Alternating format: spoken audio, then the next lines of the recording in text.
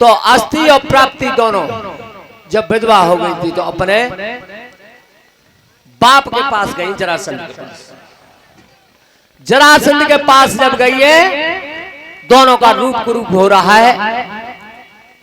जब विधवा हो गई थी तो जाकर के रो करके अपने पिता जरासंध से कहा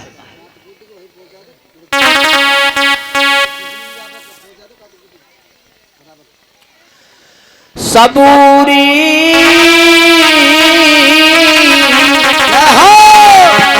अरे मेरे दिल लय बने तबूरी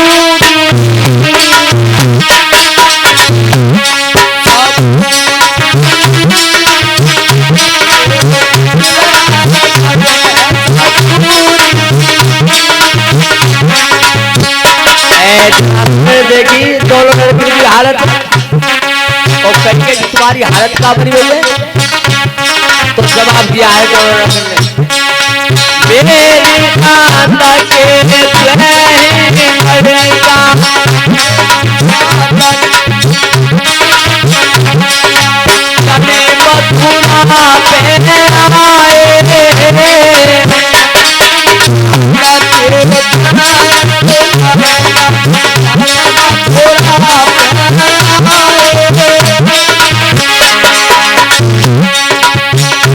और साजन मार धरे के तलोले दिया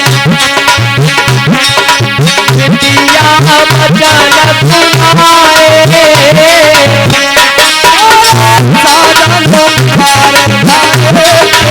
तलोले दिया बचन तुम्हारे सोच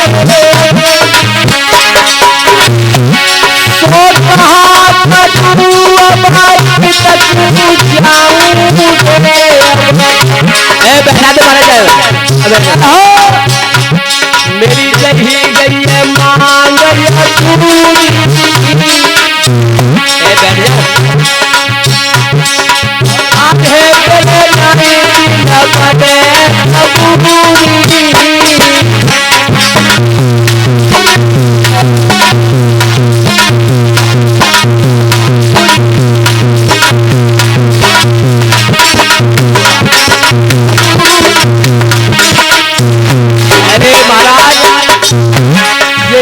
तुम्हारा रूप रूप हो रहा है तो बताइए कि महाराज मेरी नंद के दो लड़के जिनका नाम बलराम और कृष्ण पिताजी तुम्हारे दामाद को मार दिया उन्होंने।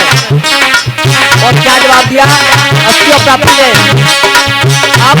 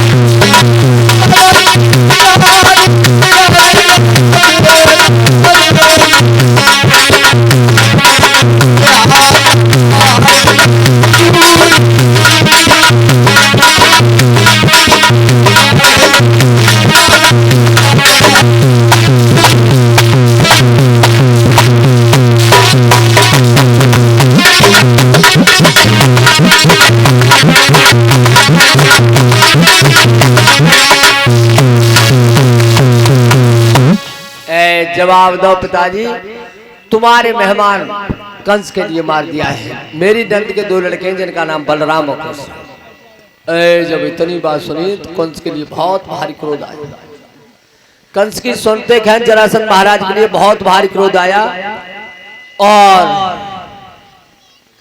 जरासंध ने और मथुरा पर चढ़ाई कर दी।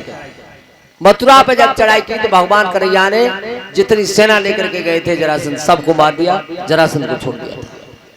फिर सेना लेकर फिर मार दिया। 17 बार चढ़ाई की, 17 बार उस सेना को मार दिया था, जरासंध को छोड़ दिया था।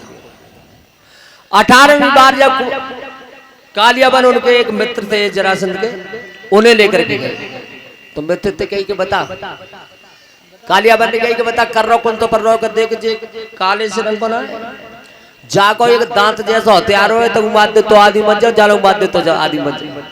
वो जाकर चंदुका तो कटर से चला दे तो मेरा भी ना पत्ता तो जब कार्यवाही तो देखूंगा मैं और जब गोरे से तू देख ले।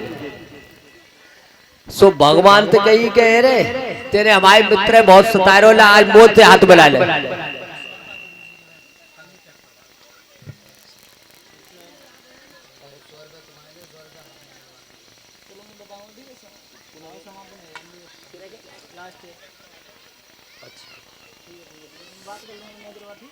हाँ भैया ये 100 रुपया हमारे लिए और 10-10 रुपये हमारे सभी मंडल वालों के लिए कल्लू ट्रैक्टर वालों की तरफ से बार बार धन्यवाद।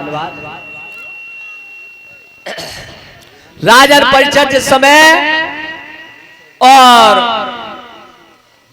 बाण के अगले हाथ बढ़ा भगवान कन्हैया ने अगले हाथ पर आ जाए फिर देखो अगले कालियाबन बढ़ो सुनने पीछे बैठ गए फिर देखो अगले बढ़ो सुनने पीछे आखिरकार रण छोड़ के दरवाजा रण छोड़ के दरवाजे और कालियाबन पीछे पर मैंने की तो आज मैं छोड़ूंगा तेने हमारे मित्र बहुत परेशान करो और 20 रुपए माधव बघेल की तरफ से व्यासपीठ के माध्यम से धन्यवाद।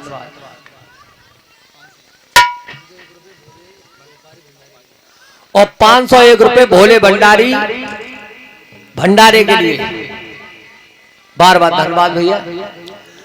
आज जैसे ही धर के बाजे सो एक महान पुरुष एक गुफा में सो रहे थे, भगवान कन्हैया ने अपनी पीतांबरी उड़ा के और गुफा की ओटक में गुफा की ओटक में कालियाबन की अच्छा मैं सामने तू बच गया और जिस जानो के सोएगो तो मैं कहा तो छोड़ जाऊंगा सो ताकर सुबैया सो रहे बहुत देर को भगवान कन्हैया और गुफा की ओटक में और जैसे लात का प्रहार किया है महान पुरुष पर कैसे चाखन लात कनोए पिरहारा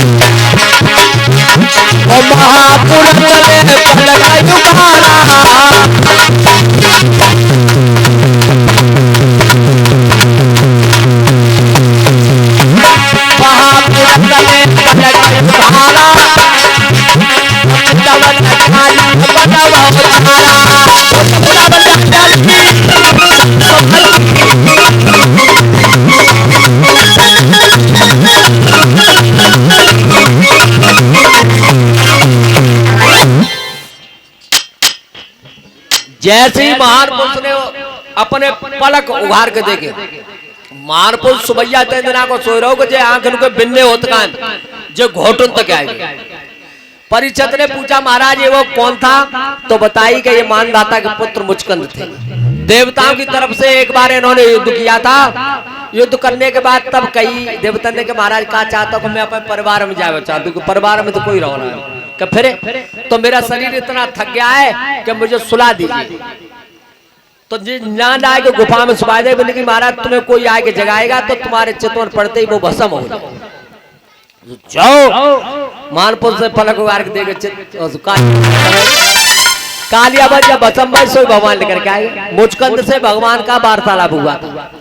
वार्तालाप होने के बाद मुचकंद परम धाम के लिए गए थे। भगवान कन्हैया ने कालियाबन को क्यों नहीं मारा था क्योंकि ये प्रहलाद के वंश का था। प्रहलाद को भगवान ने ये वचन दे दिया था, प्रहलाद ने ये वचन मांग लिया था कि प्रभु पहली बात तो यह है कि मेरे पिता हिरण्यकश्यप के लिए नरक नहीं देंगे, तो परमात्मा के हाथों से जो मरता है उसके लिए नरक बेसुना होता। दूसरी बात ये वचन मांगा था कि हे प्रभु आज के बाद में तुम अपने हाथ से मेरे वंश के किसी भी महान क्षत्रिय को अपने हाथ से नहीं मारोगे। तो ये पूरा वचन निभाया था। जो कालियाबंध था वो प्रहलाद के वंश का था।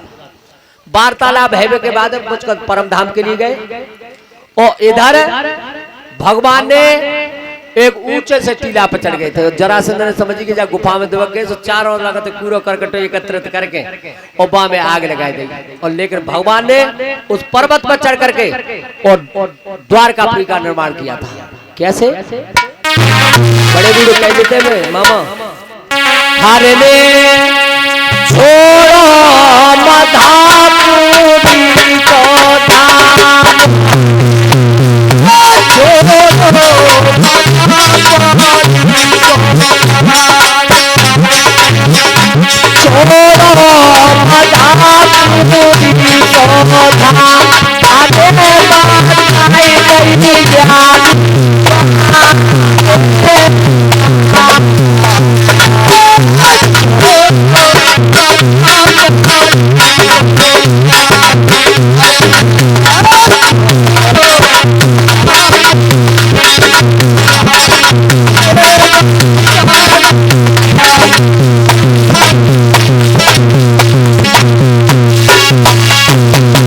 बोलिए भक्तवत्सल भगवान की। अब 2 मिनट परमात्मा के नाम का कीर्तन। यहाँ से आगे कथा बड़ी मार्मिक आएगी। भगवान की किस तरीका से शादी होगी आपके सामने। बोल